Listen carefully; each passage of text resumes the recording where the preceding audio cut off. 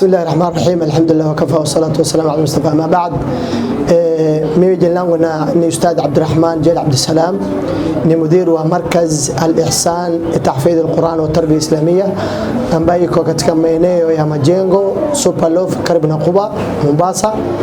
Hii markaz ilianza 2016 mwezi wa 7, takriban imehudumu takriban miaka 10 sasa, miaka 10, na imetoa wanafunzi wengi ambao wamehifadhi Qur'an na bado tunazidi kutoa wanafunzi wengi. Na markaz program yake hatuhifadhishi Qur'an peke yake.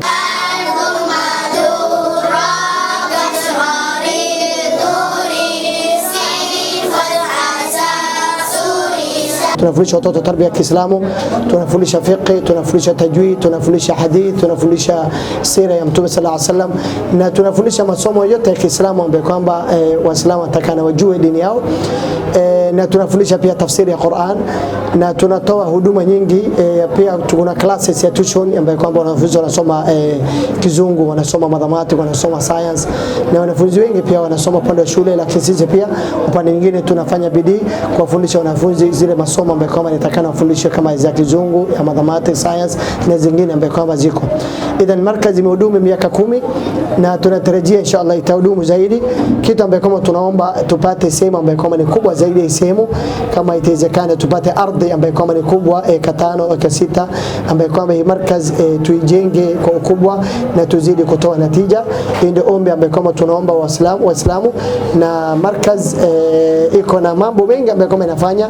Kuna watoto ambao kama Muislamu ambao kama wamehifadhi Qur'an hapa, kuna watoto ambao kwamba mama zao au baba zao ambao sio Waislamu ambao kwamba pia tunawatunza na tunawasomesha, na kuna program nyingi ambayo kama tunafanya. Inshallah tunaomba watu wetu wa Kiislamu wafuatilie program za markaz. Tuko na TikTok ambayo inajiita ya TikTok Markazul Ihsan Majengo au Mombasa.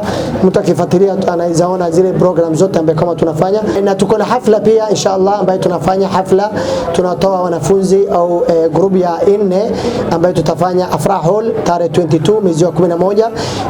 Inshallah tunawakaribisha wote inshallah katika hafla. Mjitokeze mkuja katika hafla, mjione namna watoto wamesoma na namna watoto wamesomeshwa na namna mambo gani ambayo kama nitakana tufanye katika hafla. Yote mtaona inshallah katika hafla, na wote tunawakaribisha inshallah. Tunawashukuru sana wote, barakallahu fikum, jazakumullahu khair.